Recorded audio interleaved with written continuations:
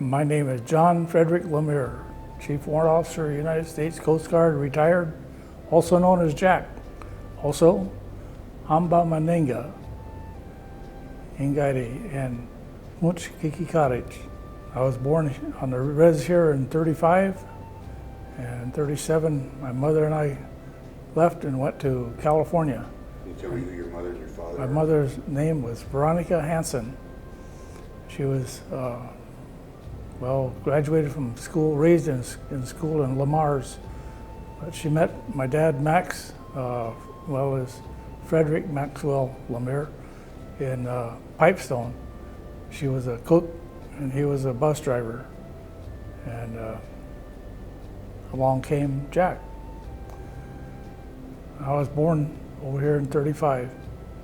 Maybe stories of the tribe. My name is James Snow, lifelong resident of Winnebago, born in 1947. My parents were Chris Snow Sr. and Elizabeth Little Beaver Snow. My dad was a Buffalo clan. His Indian name was Wachojuga, which kind of means leader. And my mom was a member of the Water Spirit clan. And together they had 6 children. My oldest brother was born during childbirth. His name was Kenneth. My older brother, Joseph Hana, he was born in 1944, and I was born in 1947. Went to school at St. Augustine's Indian Mission, and then from there went to Catholic boarding school in St. Paul's Indian Mission in Marty, South Dakota. And from there I graduated and went to Greer Technical Institute in Chicago, Illinois, which was got a certificate in welding. Returned home to Winnebago in 1966, and then because it was time during the Vietnam War and the draft, since I'd finished my schooling, and so then I was reclassified back to 1A. If you were in school, you would get an academic deferment, but so then got a letter from the draft board telling me to report to duty in October of 1966. So I drafted into the Army and went down to Omaha, got sworn in, took a long train ride to Fort Bliss, Texas, and went through the process down there. And then from there, I was sent to Fort Riley, Kansas to complete my basic training, which I thought was a good thing for me because I was closer to home, only about 4.5 hours away, so it's worked out pretty good. And I stayed there until we went to, my MOS was a tank driver and tank gunner, so I went to school in Fort Knox, Kentucky on tanks and stuff, and then returned to Fort Riley, Kansas. We were being trained on a tank that was being ready to shipped over to Vietnam, and they was trying to work the bugs out. It was called a Sheridan tank. It was a lightweight tank, but it had a big cannon on it, 155 millimeter laser guided cannon. And but in November of that year, I got orders again saying I would be shipped to the Republic of Vietnam. So arrived in Vietnam in January of 1968, and that was right around the Tet Offensive. My name is Velma Alanis, and my maiden name was Thomas, from the Thomas family. I'm Wolf Clan, Shunkshunkiki Kutach. I was born in 1934 here in Winnebago at the old hospital, and my Indian name is Hadaja Hanaji, which means standing on the light, and it was given to me by John Rave in a peyote ceremony. I went to school in Winnebago, all through from first grade through 12th grade, and graduated in 1951. Then I went to Haskell in Lawrence, Kansas, and took commercial business there for 2 years. Then I came back to Winnebago and got a job at the hospital. Then from there I went into the Army. After 3 years working, then I went into the Army, and I was stationed in Fort Myer, Virginia for 2 years, and I worked at the Pentagon.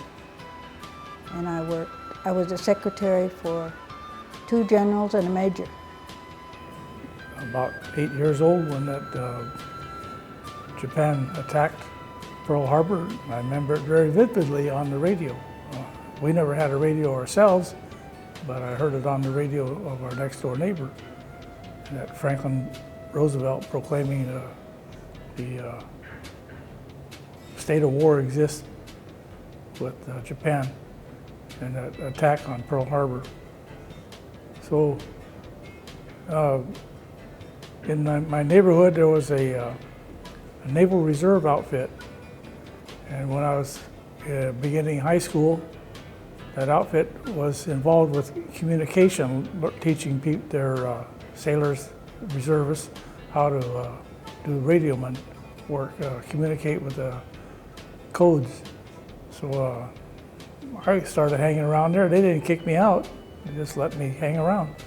I got where I could work a key and learn the code, and got very familiar with them. And then they said, hey, we're going on a cruise.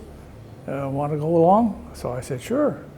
And I signed up with the Naval Reserve and went on a cruise to Mazatlan, Mexico from Treasure Island. 3 ships. I was on the Grady.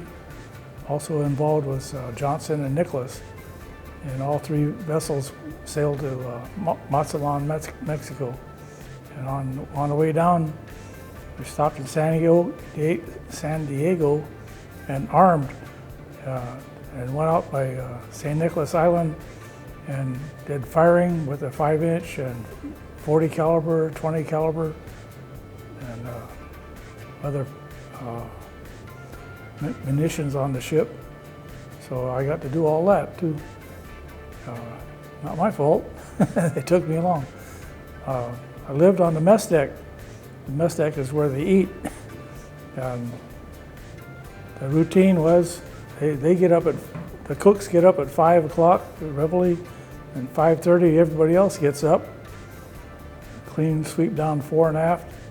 They gave me a mid-watch, assigned me to the mid-watch, so I got to learn how to steer that boat and be a lookout. But that was they woke me up at 11:30 at night, go on watch by 1:45, get off watch at 4 o'clock. I'd get to bed, darn if they didn't wake me back up at 5 o'clock. Stay up all day, because that mess deck is there for eating, not for sleeping. So, okay, they assigned me to chip paint and learn how to paint that ship again. So then at noontime, 11:30 noontime, it's time to go back on watch. So that's what I did. For 2 weeks, I had the mid-watch and nighttime and daytime, learning how to, run the ship or steer it. 300-foot destroyer. A lot of fun. How long were you in the military? 21 years. I met a guy on there who was a Coast Guardsman, and when the ship got back in, they said they didn't want me to stay in the reserve because I was 15. And so I waited till I was 17, and I found the Coast Guard base, and I signed up there for enlisted in 53. So then Stayed in there until 74. 68, January of 1968, and flew into Benoit Air Tonsonhoot Air Base, and then got processed into the make sure all my orders came in, my health records, and updated my shots and stuff. So that process was done at Nha Trang. And about that time, it was China, the Tet Offensive, the Chinese New Year. So then we were under rocket attacks, and I was kind of scared because we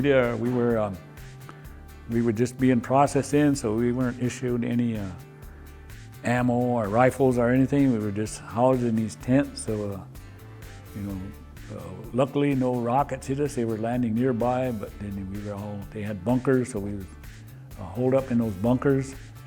And then as we were running around, and then some of the other guys, I said, "Don't worry about it, don't worry, you guys are all right." I said, "Yeah." I said, "You get any weapons or anything?" And he said, "Nah, don't worry about it." He said, "Right over there," he said, "there's a rock." He said, "There's a rock compound over there." He said, "Republic of Korea, White Horse, Division or something like that." And he said, "They won't mess with those guys." So he said, "You guys are all right."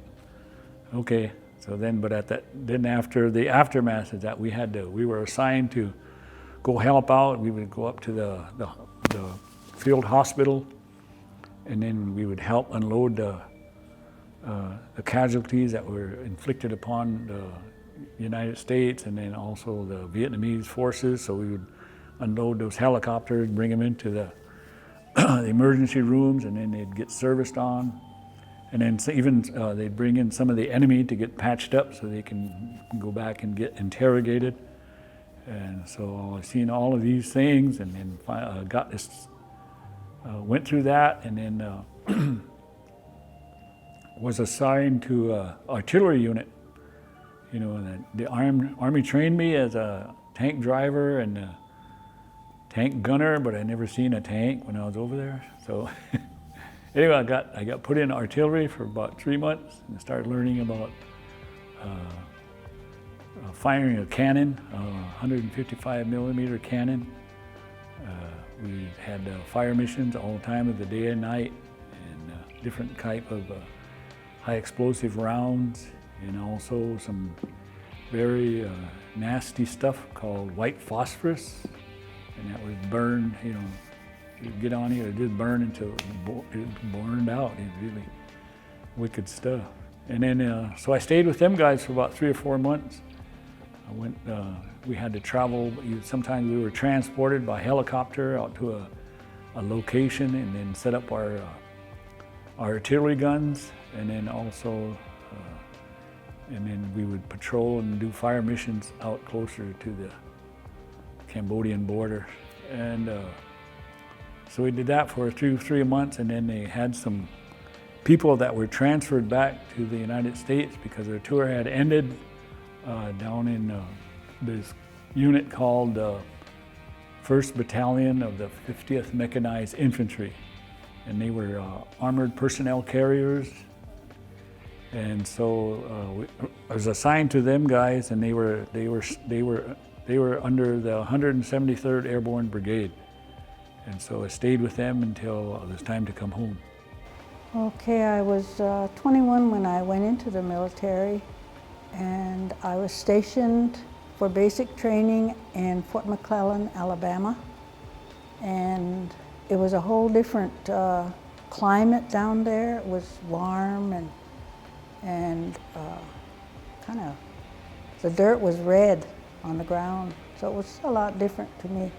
But I was only there for 2 months for basic training, and then I came up to Washington, D.C., and I was stationed at Fort Myer, Virginia, and that's right next to the Pentagon, so then I worked at the Pentagon.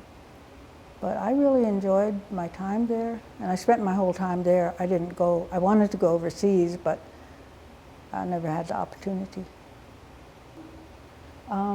That was in the 50s, in the early 50s, and the Pentagon was just kind of by itself, all in the middle of a bunch of trees, and it was kind of separate. I worked in the second basement, or in the second, basement, and that's where all the military was. And then upstairs they had like a mall. It was like a mall, but when I would go from Fort Myer over there, there was like a tunnel that went from the Pentagon over to Fort Myer. So we walked through there every day when we went to work, and it was great. It was something new that I had never seen either then. And then when that plane crashed into the Pentagon, that was exactly where it crashed into. So they really knew what they were doing, you know.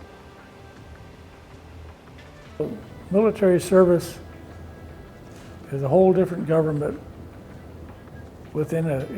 now it's two governments. It's a whole different way of life, in my experience anyway. And if you adopt to it, accept it,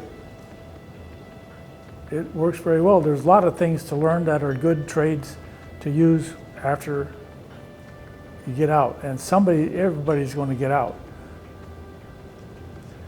Yeah, the military is organized for warfare primarily. So warfare is terrible. Been there, done that. It's really anyway, but if it survives, and many do, most people survive, then you learn various trades. Most of the trades that I learned, they don't even exist anymore. When I tell them about the trades of being a diesel mechanic, I guess that's going by the way also too, and a gas turbine mechanic, that's what my MOS was. Well, I guess those gas turbines are still in airplanes, and some trucks still use diesels, but then now they've put all this computer stuff on them, and I don't know how to be a mechanic for those anymore. And one of the things that happened over there, when we were with the artillery unit, we were out. I was with the 100. We were out on patrol. One month we would be on the helicopters, called a Charlie Combat Assault, where you fly into the villages and search and destroy the villages and stuff. And then 1 month we would be on a track going up and down the highways looking for bombs and checking the bridges so they didn't blow up the bridges. And then 1 month we would be straight on the ground, legs, infantry. So in this 1 month we were out in patrol, and then we found a cave, and inside that cave there was $250,000 of $50 bills. And so we took that and we turned it in to the higher ups in our command.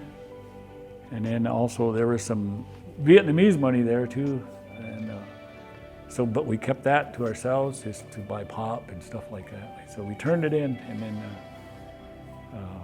so that's kind of one of the highlights that I discovered the cave, and then another guy was shining his light around. There was a can up there. He said, "Hey, what is that?" Boosted a guy up there, and it was 5 stacks of $50 bills totaling $250,000. So, and then from there, just did my time, went out on patrols, and I know we had to see some guys get rubbed out, and the whole unit, and we couldn't do anything about it. We were trying to get there as quick as we can, but by the time we got there, they it all been rubbed out, you know, so that whole, and we were just over there at that, we were just on that bridge, you know. They set us up on the bridge on both sides of the bridge, and then, so that could have been us, you know. But, you know, just fortunately, it wasn't our turn, but we had to go over and take the bodies and take care of them and load them up. And then we were stay on that bridge until you know, it was safe. We had to go out and clear the area of the enemy. So, and then I know that I had a relative that was he was a medic, and that stayed with him for a long time, and that he had to choose who got on the chopper and would be saved, and who got on the chopper that wasn't going to make it. Because you know, it bothered him, because here he was, a 21-year-old young man, having that decision to say this is life or death. And it affected him when he returned home. He had to, a lot of times he said, the only way I can go to sleep is if I pass out. He had a lot of trouble with alcohol, but that was kind of his reason. He said, sometimes I don't think about it. And I told him that I was in an area where he was, the 173rd, where he was in his airborne unit. And I met some guys that were in his old unit. And he said, hey, Chief, where are you from? You know, like, Nebraska. Hey, we had a medic from Nebraska. You know, they call him Doc over there, Doc Thomas. I said, oh yeah, where's he from? Winnebago. I said, hey, that's where I'm from. What's his name? It's Andrew Thomas. I said, hey, that's my relative. Well, he saved my life. And a lot of them guys said that. So when I got home and I seen him a couple of times, you know, but I read that to him. He told me I still see them guys, that I had to leave off the chopper. You know? In my dreams, I still see them. But I said at that same time, I said, you saved lives too, because I met people that you had saved, and they were grateful for you. You know? He said, yeah, I know, but those guys stick with me. You know? That's it. But you know, I'm proud of you. I'm proud of you, Chunske. Okay, when I came back from Maryland, where I was living all my life, pretty much, I was looking for the veterans, and I met up with Jack. Well, Jack's one of my relatives, Jack Lemire, and he asked me, did I want to be involved with the veterans, and I said yes, so I signed up. And before that, I was a member of just the Winnebago veterans, and that was headed up by Raymond, I can't remember his name, Chuck Raymond. Chuck Raymond, he was the commander at that time. And so I signed up, and I was, even though I was in Maryland at the time, every time I would come back, I would go to the meetings.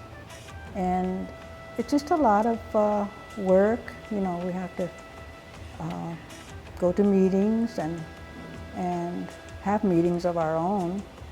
And it was also, at that time they did powwows. They did the powwows, and then for a long time they just recruited people to do it. Now we're back to, the veterans are doing it again this year. How does that make you feel? Oh, I'm proud. I'm proud of the veterans. Proud to be a veteran. And people say, well, Coast Guard going to war, but we did. Whenever I was approaching a group of other military people when I was in country, they say, you're Coast Guard, what are you doing here? I tell them, well, there's several thousand citizens here. They're entitled to Coast Guard services, and here we are.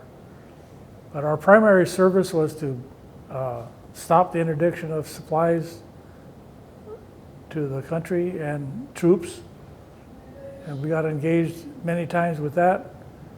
Another thing we did was provide gunfire support, artillery, to troops around within 12 miles of the coast.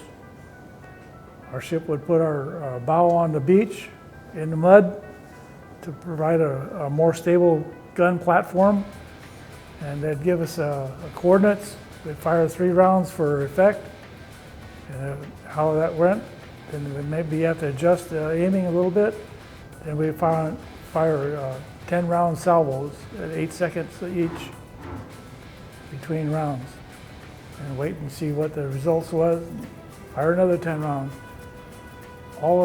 With my 2 ships that I took there for 2 years, we fired something like 50,000 rounds of 5-inch .38 ammunition into Vietnam. And it's my understanding, and when we fired around in the south part where there's rice paddies, we fired rounds that would explode on when they impacted, except the rice paddies were too soggy for the first 10 feet, so they wouldn't explode. So I think they're still finding those rounds live, and they're finding them the hard way. So we didn't help them like that now. We are all raised in a warrior society, and that everything was done for the protection of the tribe.